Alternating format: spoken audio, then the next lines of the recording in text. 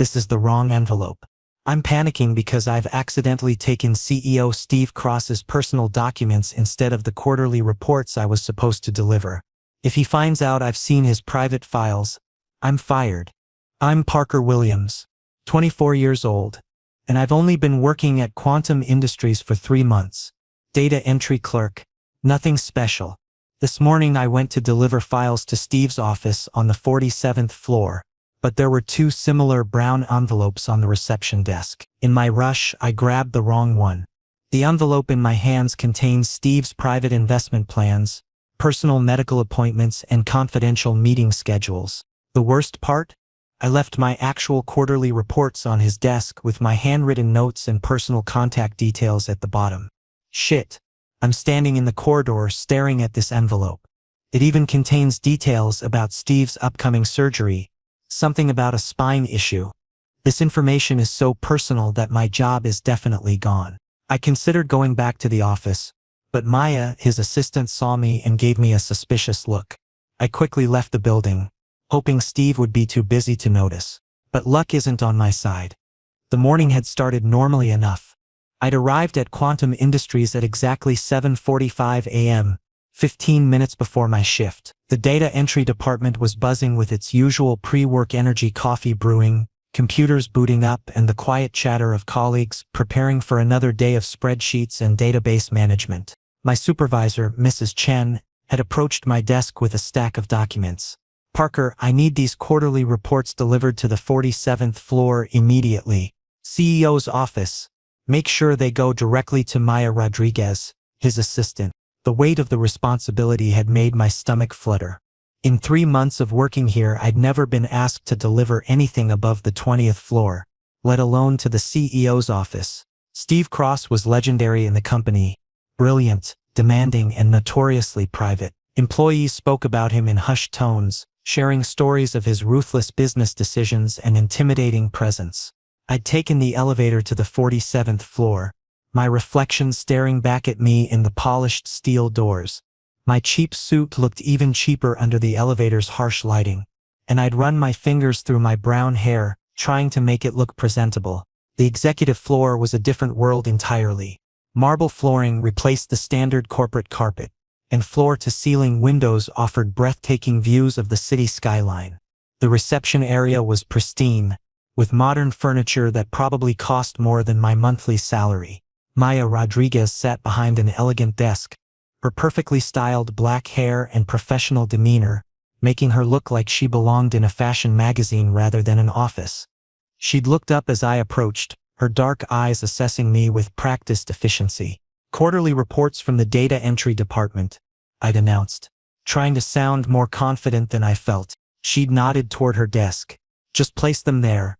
I'll review them before giving them to Mr. Cross." That's where everything went wrong. Maya's desk had 2 identical brown envelopes, both sealed, both official-looking.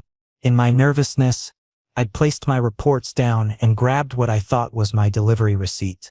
Instead, I'd taken one of the sealed envelopes. I hadn't realized my mistake until I was back in the elevator, looking at the envelope in my hands.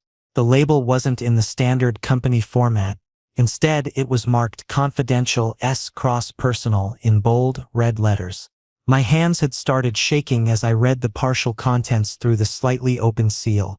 Investment portfolios with 7-figure amounts. Medical appointments with specialists.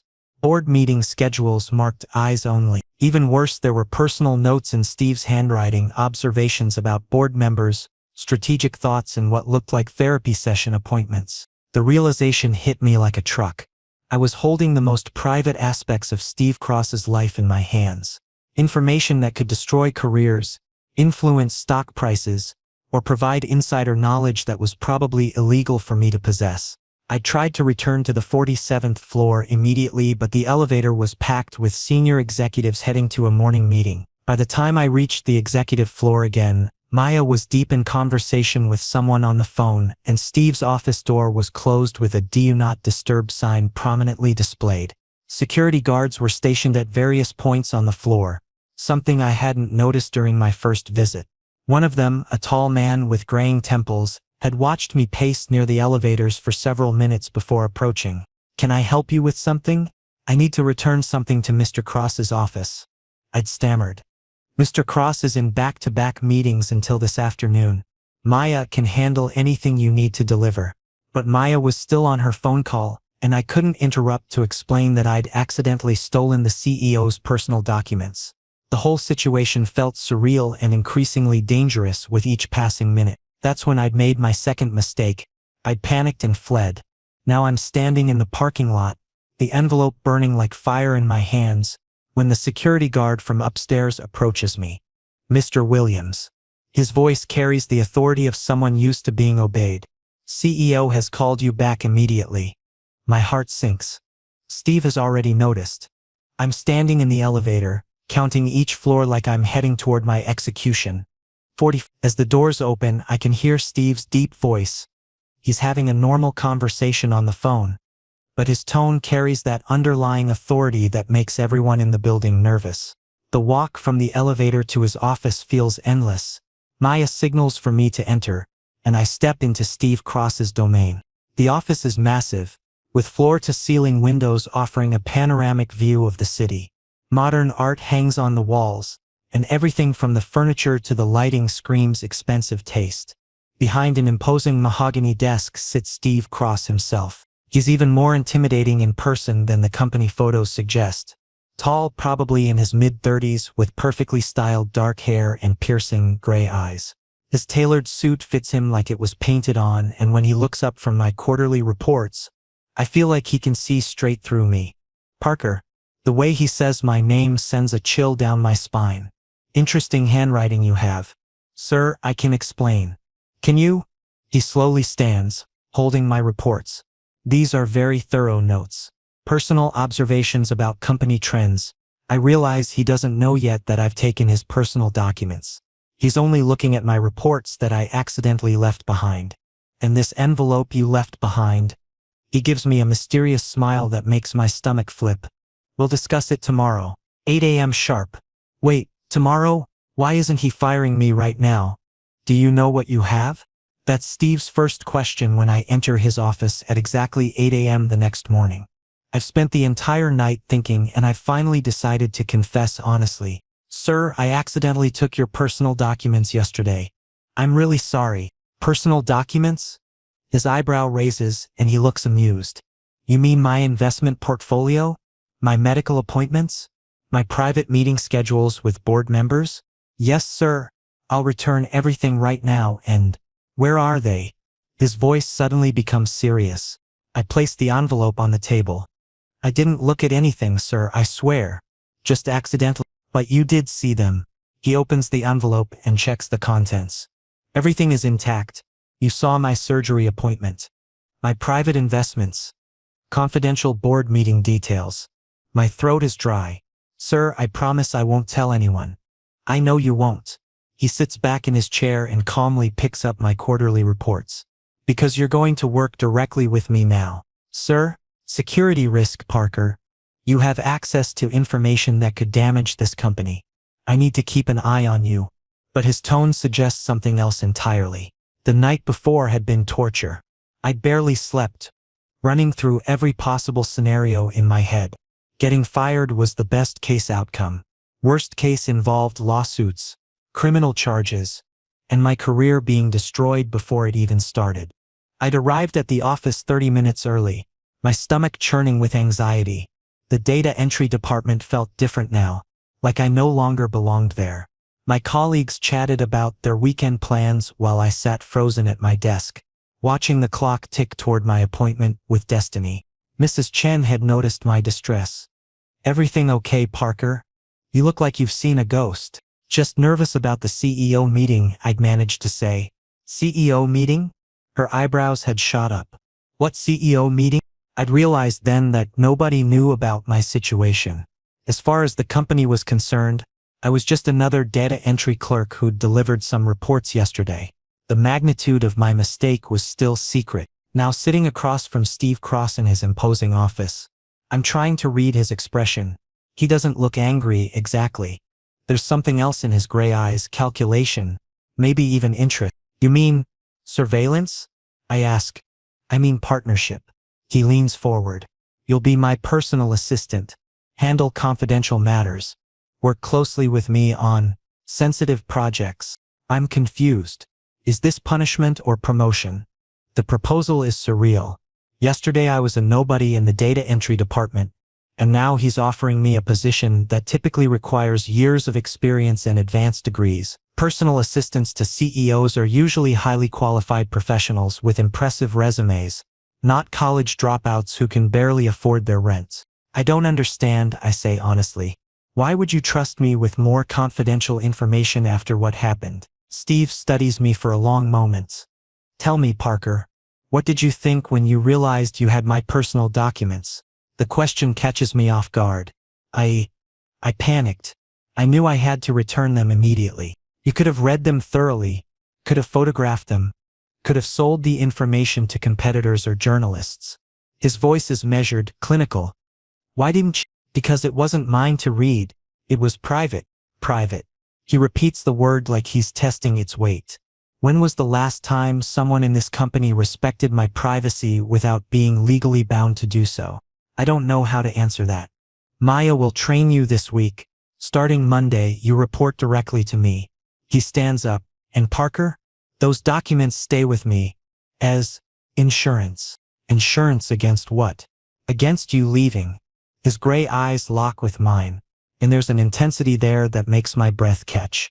We wouldn't want you to take any more wrong documents to another company, would we? The implication is clear. He's keeping evidence of my mistake as leverage. But there's something else in his expression. Something that makes me think this isn't entirely about security protocols. I realize I'm trapped, but strangely I'm feeling excited instead of scared. The rest of our meeting is surprisingly businesslike. Steve explains that my new position will come with a substantial salary increase, more than triple what I'm making in data entry. I'll have access to executive-level information, attend high-level meetings, and essentially become his right hand in daily operations. The transition will be immediate, he explains. Maya will handle your paperwork with HR today. By tomorrow, you'll have a new employee ID, parking privileges, and access to the executive floors. What about my current position? Mrs. Chen will be informed that you've been selected for a special assignment. She'll receive a temporary replacement. His smile is slight but genuine. Consider it a promotion based on exceptional circumstances. As I prepare to leave, Steve calls my name. Parker? I turn back. Don't disappoint me. The warning is clear, but his tone carries something warmer than threat. Almost like hope. Walking back to the elevator, my mind is reeling. In the span of 24 hours, my entire life has changed. Yesterday I was worried about making rent. Today I'm being offered a position that will solve all my financial problems and then some. But as the elevator descends toward the data entry floor, I can't shake the feeling that Steve Cross's interest in me goes beyond simple security concerns. The way he looked at me, the personal questions, the unusual offer, none of it feels like standard corporate damage control. Maya Rodriguez is waiting by the elevators on the ground floor, a manila folder in her hands. Mr. Williams? She approaches with professional efficiency. Mr. Cross asked me to give you this. The folder contains my new employment contract, building access cards, and a detailed schedule for the upcoming week. Everything is perfectly organized, as if this transition had been planned long before our meeting. Training starts tomorrow at 7 a.m., Maya explains. I'll show you your new workspace and introduce you to the executive team protocols. Maya, I say, then hesitate. Yes? Is this normal? Promoting someone so quickly? Her expression shifts slightly, becoming more personal than professional. Mr. Cross doesn't do anything without good reason. Parker? He's not impulsive, despite what some people think. If he's chosen you for this position, it's because he sees something valuable. As she walks away, I'm left standing in the lobby, holding my new life in a manila folder. Whatever Steve Cross's reasons, whatever his plans, I'm about to find out just how deep this rabbit hole goes. And despite everything, I'm eager to find out. What's your coffee preference? This is Maya's question on the third day of my training. I'm learning Steve's schedule, preferences, and working style. But the strangest thing is that he never directly involves himself in my training. He always communicates through Maya. Sir doesn't usually work this closely with new assistants, Maya whispers during our lunch break. Normally he's very distant. But with you, he asks about your progress every hour. Maybe he's just concerned about the security risk. I defend, but Maya's skeptical expression says otherwise. The training is comprehensive and intense. Maya walks me through Steve's complex scheduling system, his preference for specific brands of coffee and bottled water, his requirements for meeting preparations, and the intricate filing system he uses for confidential documents. Every detail is precisely organized, reflecting a mind that demands perfection in all aspects of his professional life. He takes his coffee black, no sugar, but only between 6 a.m. and 2 p.m. Maya explains as we review the daily routine checklist. After 2 p.m. he switches to green tea. Never serve him anything in plastic cups, only ceramic or glass. He notices these details and judges competence based on attention to such specifics. I'm taking notes frantically, trying to memorize every requirement. The responsibility feels overwhelming, but there's also something thrilling about being trusted with such intimate knowledge of how Steve Cross operates. Phone calls are screened through 3 levels of priority. Maya continues. Level 1, board members, major investors, and family emergencies only. Level 2, department heads, legal counsel, and scheduled appointments. Level 3, everything else goes to voicemail unless specifically requested otherwise. The complexity of managing Steve's daily operations is staggering. He typically works 14-hour days, taking meetings with international clients across different time zones, reviewing financial reports that affect thousands of employees, and making decisions that influence millions of dollars in company assets. How do you keep track of everything? I ask Maya during our afternoon session. Experience in coffee, she replies with a small smile. Lots of coffee, but what strikes me most during the training is how often Steve's name comes up in Maya's instructions. Not just as Mr. Cross or the CEO, but with subtle personal observations that suggest she's worked closely with him for years. He gets irritable around 4 p.m. if he hasn't eaten lunch, she notes. Always keep protein bars in the top drawer of his desk. He'll never ask for them, but he'll take them if they're available. Does he often skip meals? When he's focused on a project, he forgets basic human needs. Food, water, breaks. Everything becomes secondary to whatever problem he's trying to solve. These insights paint a picture of Steve that's different from his intimidating public persona. The ruthless CEO who makes employees nervous is also someone who gets so absorbed in his work that he forgets to eat. Friday afternoon, Maya finally announces, "You're ready. Starting Monday you'll work directly with Sir." Over the weekend I'm nervous. 2 days of direct interaction with Steve are approaching, and I'm still processing how all of this happened. I spend Saturday shopping for professional clothes with my upcoming salary increase, trying to build a wardrobe that won't embarrass me in executive meetings. Sunday is spent reviewing all of Maya's training notes and practicing the scheduling software until I can navigate it blindfolded. Monday morning, I arrive punctually at 8 a.m. Maya hasn't arrived yet, so I wait in the reception area. Suddenly, Steve's office door opens. "You're early," he notes, and this is the first time he's addressed me directly without Maya present. "I wanted to be prepared, sir." "Good." He gestures for me to come inside. "Coffee?" I'm surprised. "Sir, are you going to make coffee?" "I always make my own coffee." Maya brings it from outside. He walks to an expensive coffee machine in the corner of his office. "But since you'll be working closely with me, you should know my actual preferences, not what Maya thinks they are." This small gesture feels personal. I watch as he carefully prepares the coffee, particular about temperature, specific cream to coffee ratio, and timing that suggests this morning ritual is important to him. The office feels different when it's just the two of us. Less formal, more intimate. Steve moves with quiet confidence, and I notice details that aren't apparent when Maya is present. The way he unconsciously straightens objects on his desk, how he checks his phone with quick, efficient movements, and the fact that he hums softly while making coffee. "Your training reports were impressive." He starts casual conversation while the coffee brews. Maya says, "You learn quickly." "Thank you, sir." "Steve." He suddenly stops what he's doing. "When it's just us, call me Steve." "But sir, that's not professional." "Neither was you accidentally taking my personal medical information." His smile is slight but genuine. We've crossed several professional boundaries already, Parker. Might as well acknowledge it. The coffee is ready and he prepares 2 cups. When he hands me mine, our fingers briefly touch. The contact is small, but I feel an electric sensation that makes my pulse quicken. Today we'll review the Morrison acquisition. Highly confidential. But I think you can handle it. His trust feels significant. Why? I finally ask. Why trust me with confidential projects after what happened? Steve is silent for a moment. Then, because your mistake was genuine. No agenda, no malice. Just human error. He pauses. I find that refreshing. The Morrison acquisition files are spread across Steve's conference table. Financial projections, legal documents, competitive analysis reports, and strategic planning materials worth millions of dollars. As we review each section, I take detailed notes, trying to understand not just the facts but the strategic thinking behind each decision. Steve occasionally leans over my shoulder to point out specific documents or explain complex financial concepts. In a professional setting, this would be normal. But his proximity makes me feel strange butterflies that I don't entirely understand. He smells like expensive cologne and coffee.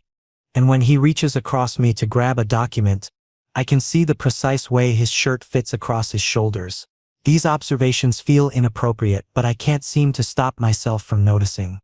The key to understanding acquisitions, Steve explains, his voice closer to my ear than necessary, is recognizing what the target company doesn't know about themselves.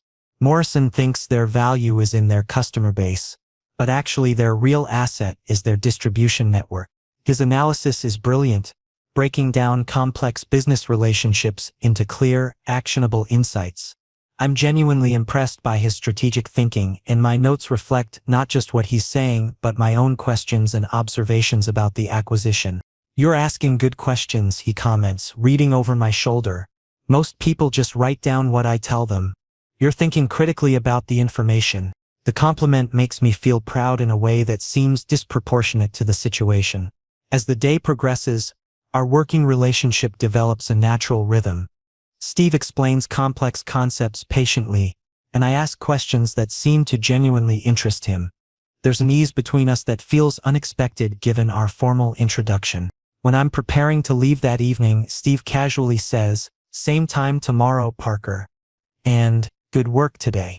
The compliment is simple, but his tone carries warmth that I've never heard before. Walking to the elevator, I realize that whatever is happening between Steve Cross and me is becoming more complicated than a simple employer-employee relationship. And despite knowing that complications could be dangerous, I find myself looking forward to tomorrow. Who is Kevin? Steve's question is direct and sharp. I'm shocked because he's looking at my personal phone, which I accidentally left on his desk while organizing files.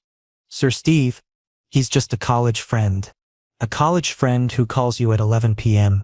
His voice has an edge, and I can recognize the undertone of jealousy. He's a finance major. I got help from him with the quarterly reports. It's the truth. But Steve's expression suggests this answer isn't satisfactory. 2 weeks have passed since I started working directly with Steve, and I've noticed subtle changes in our dynamic. What began as strictly professional interactions has gradually become more personal. Coffee breaks stretch longer than necessary. Evening discussions extend well past business hours, and sometimes he asks questions that have nothing to do with work. Just yesterday he'd asked about my weekend plans while we reviewed acquisition documents. The question had seemed casual, but there was something in his eyes that suggested he genuinely wanted to know how I spent my time away from the office. Help? He slides my phone toward me. What kind of help exactly? I realize Steve's possessiveness is entering dangerous territory. The way he's questioning me feels more like interrogation than casual curiosity, and his body language has shifted from professional distance to something more intense and personal. Formatting help. Excel formulas. Nothing confidential. Nothing confidential. He repeats my words slowly, like he's testing them for truth. But you discussed company reports with an outsider. Steve, it wasn't what, Parker? He stands up and slowly moves toward me. A security breach? Sharing internal information?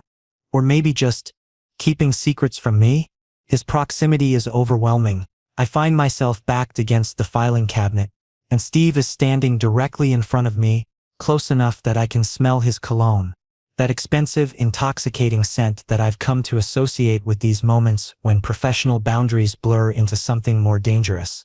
The afternoon sunlight streaming through his office windows creates shadows across his face, highlighting the sharp angles of his jawline and the intensity in his gray eyes. He's not just my boss in this moment, he's something else entirely, something that makes my pulse quicken and my thoughts scatter.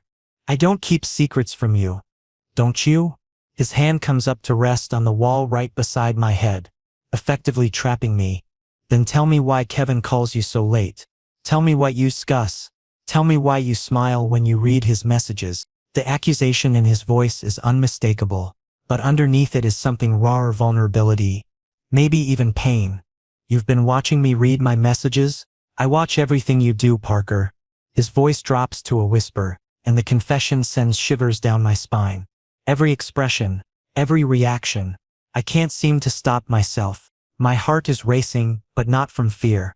Steve's intensity, his confession, his proximity, everything is overwhelming but not unwelcome. There's something electric in the air between us, something that's been building for weeks through lingering glances, accidental touches, and conversations that stretch beyond professional necessity. Why? I whisper back. Because, his face moves inches closer, you've become the most important part of my day. And the thought of you, with someone else, sharing smiles, sharing time. He doesn't finish the sentence, but he doesn't need to. The possessiveness in his voice, the way his free hand has unconsciously moved to rest near my waist, the intensity of his gaze, everything communicates what he can't quite say aloud. This is the moment I realize that whatever has been building between us has moved far beyond a simple employer-employee relationship. Steve Cross, the intimidating CEO who makes board members nervous and employees scatter, is standing here confessing that he's been watching me, thinking about me, obsessing over the details of my personal life. The rational part of my mind knows this is dangerous territory. He's my boss, there are power dynamics at play, and this kind of intensity could destroy both our careers. But another part of me, a part that I've been trying to ignore for weeks, is thrilled by his confession, excited by his jealousy, and desperately attracted to this vulnerable side of him that no one else gets to see. His phone suddenly rings loud and jarring in the tense silence. The spell breaks immediately. Steve steps back, running a hand through his perfectly styled hair, visibly frustrated by the interruption. Cross here, he answers curtly, his professional mask sliding back into place.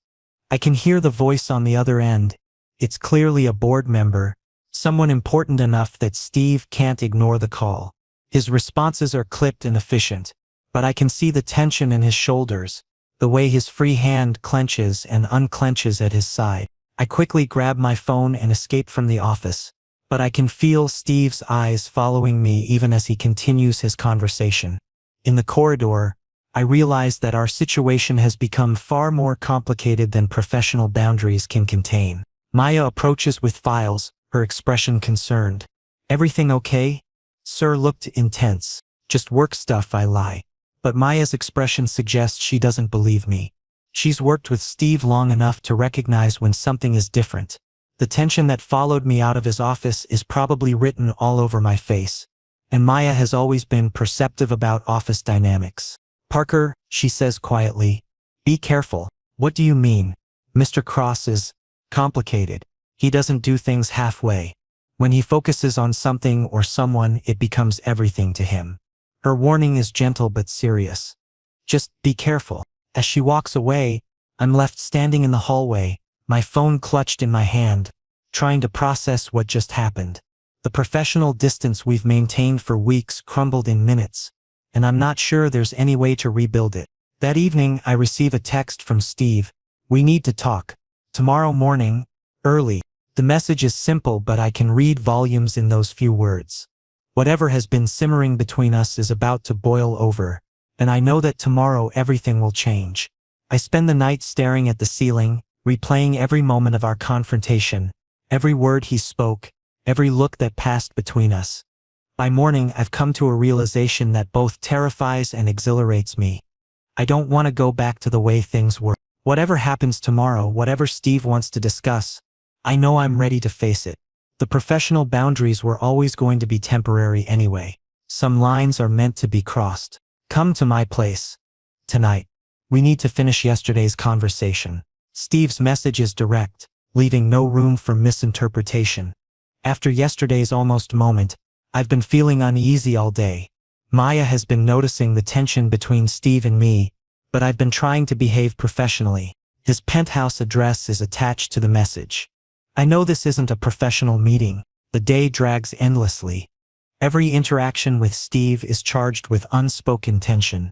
During our morning meeting about the quarterly projections, he maintains professional distance, but I catch him watching me when he thinks I'm not looking. When I hand him documents, he's careful not to let our fingers touch, as if he's afraid of what might happen if we make contact. Maya notices the change immediately. You two are acting strange today, she observes during lunch break. Did something happen? Nothing happened, I lie, but even I can hear how unconvincing I sound. Parker, she says gently, I've worked with Mr. Cross for 5 years. I know when something is different. I want to confide in her, but I'm not even sure what I'd say. That my boss might have feelings for me, that I might have feelings for him too, that we came dangerously close to crossing every professional boundary yesterday. The afternoon crawls by with excruciating slowness. Steve and I exchange necessary work communications, but there's an undercurrent of anticipation that makes every interaction feel significant. When he asks me to review the Morrison files, his voice is carefully neutral. When I bring him coffee, he thanks me without looking up from his computer. By 5 p.m. most of the office has cleared out, but I stay late, pretending to organize files while actually just killing time until I need to leave for Steve's apartment. The building grows quiet around me, and I realize I'm nervous in a way I haven't been since my first day working for him. Evening arrives, and I find myself standing outside his building, a luxury high-rise that screams wealth and success. The doorman knows about my visit and directs me to the private elevator that goes straight to the penthouse floor. Steve opens the apartment door before I can knock. He was waiting for me.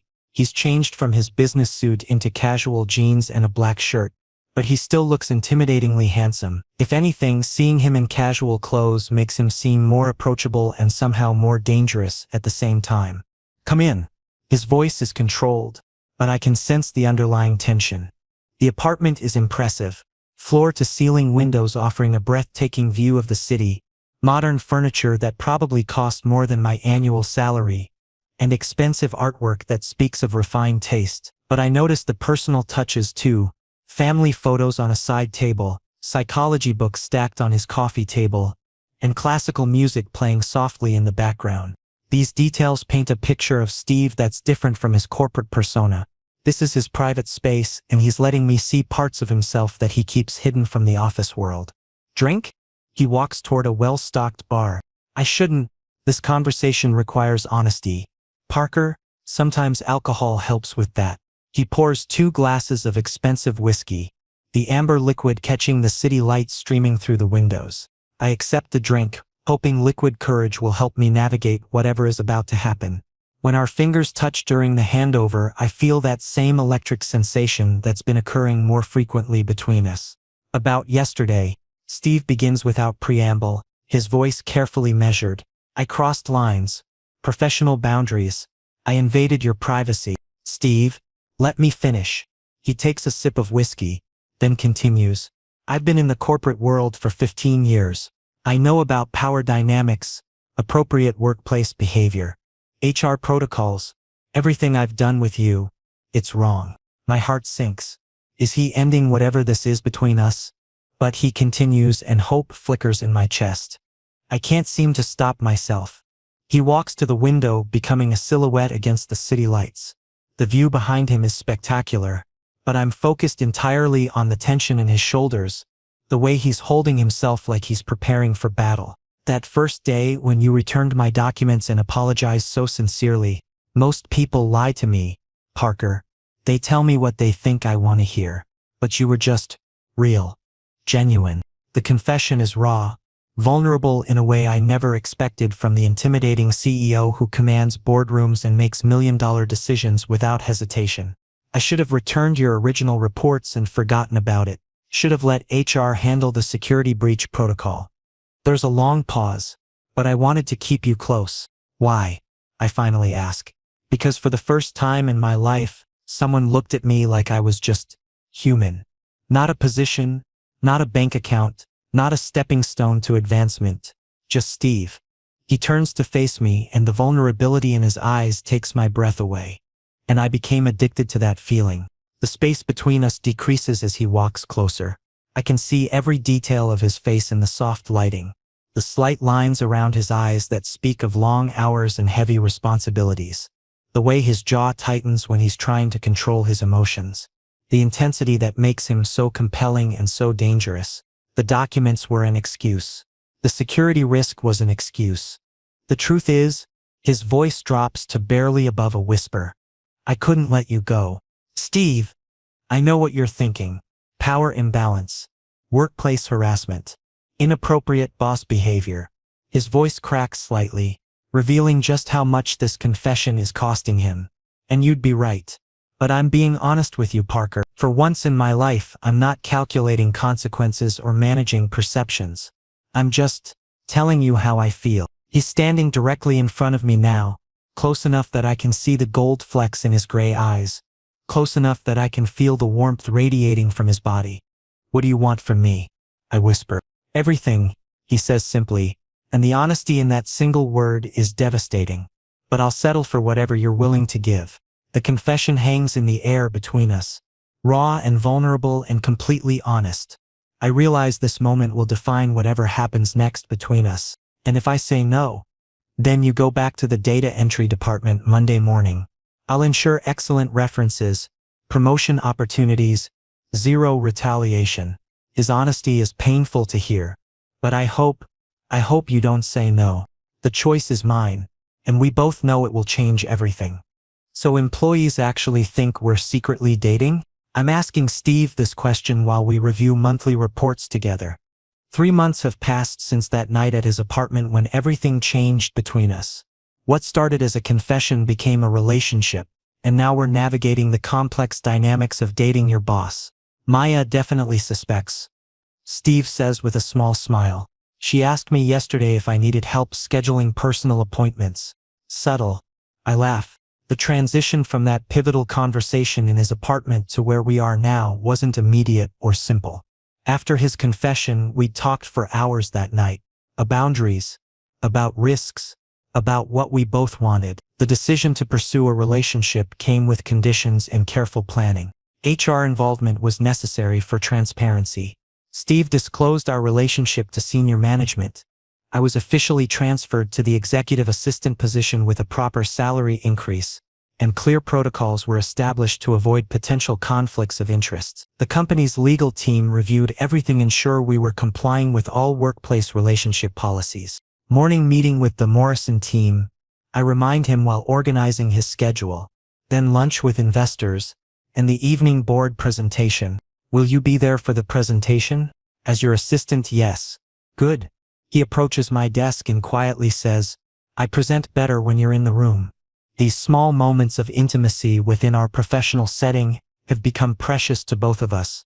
We maintain professional boundaries during office hours, but there are subtle signs of our relationship that those who know us well can probably detect: the extra coffee that appears on my desk, the important documents that come with tiny personal notes tucked inside, and sometimes during late evenings when the building is quiet, he'll sit on the edge of my desk while we review schedules. Our colleagues have adapted to our partnership in different ways. Some of the senior executives seem genuinely pleased that Steve appears more relaxed and approachable than he used to be. Others maintain professional distance, probably uncertain about how to interact with someone who's both an assistant and the CEO's boyfriend. Maya has been our greatest ally. After the initial adjustment period, she became instrumental in helping me navigate the complex social dynamics of the executive floor. She also serves as an unofficial buffer when situations arise that could be complicated by our personal relationship. The Morrison acquisition is moving forward ahead of schedule, I tell Steve as we walk to the conference room. Legal finished their review this morning and the contracts are ready for final signatures. Excellent. Your organizational work on that project was crucial to the timeline. It's gratifying to know that our professional partnership has actually strengthened since our personal relationship began. If anything, working together has become more efficient and productive, because we understand each other's communication styles and thinking processes. During lunch break, we sit in the same coffee shop where I initially panicked about the document mix-up months ago. It's become our regular spot for midday conversations that blend business discussions with personal check-ins. Regrets? Steve asks, stirring his coffee. But the mistakes? But the complications? I think about it. Sometimes I wonder what would have happened if I'd been more careful that day. We would have found each other eventually, he says with confidence. Maybe under different circumstances, but some connections are inevitable. That sounds very romantic for a ruthless CEO. You bring out sides of me I didn't know existed. His expression softens. The romantic side is just one of them. Maya approaches our table. The coffee shop is popular with office workers, so we occasionally encounter colleagues during our breaks. Sir, the board members arrived early. They're asking for you. Professional mode immediately activates. Tell them 15 minutes. Steve responds, his voice shifting back to executive authority. As we walk back to the office, I reflect on how much everything has changed. This relationship started accidentally wrong documents, creating right opportunities. What began as a mistake became the foundation for something neither of us expected, but both of us needed. That evening, after a successful board presentation, we're relaxing in our apartment now since I moved in last month. The decision to live together felt natural after spending so much time together, both at work and during personal hours. Sharing living space has revealed aspects of Steve's personality that even months of working closely together hadn't shown me. He's surprisingly domestic, enjoys cooking elaborate meals on weekends, and has a habit of reading psychology journals while drinking morning coffee. He's also incredibly thoughtful about small details, always making sure my favorite tea is stocked, remembering when I mentioned wanting to try a new restaurant, and creating a home office space where I can work comfortably when needed. Maya asked me something interesting today. Steve mentions while we cook dinner together.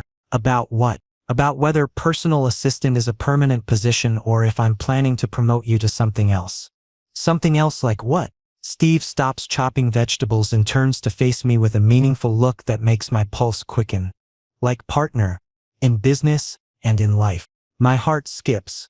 Steve, I know it's complicated. Office relationships, public perception, professional challenges. He steps closer. But we've handled complications before. We have. The conversation carries weight that goes beyond simple career planning. We've talked about the future before, about long-term goals, about how to balance our personal and professional lives, about what we want our relationship to become. But this feels like something more specific, more concrete. So, his smile is warm and genuine, not the CEO mask, not the intense possessive look from our early days. Just happy, content.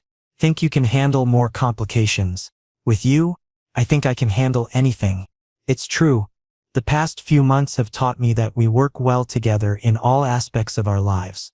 We challenge each other professionally, support each other personally, and have developed a partnership that's stronger than either of us expected. Sometimes wrong documents lead to exactly the right destinations. Sometimes mistakes become the best decisions you never knew you were making. Good, he says, pulling me closer. Because I have plans for us. Long-term plans. Looking back, that accidental document mix-up wasn't a mistake. It was the beginning of everything that mattered. What started as professional embarrassment became personal transformation for both of us. As we stand together in our kitchen, cooking dinner and planning our future, I realized that some of life's most important moments begin with the smallest accidents. A wrong envelope. A moment of panic. And a CEO who saw something worth keeping in a nervous data entry clerk.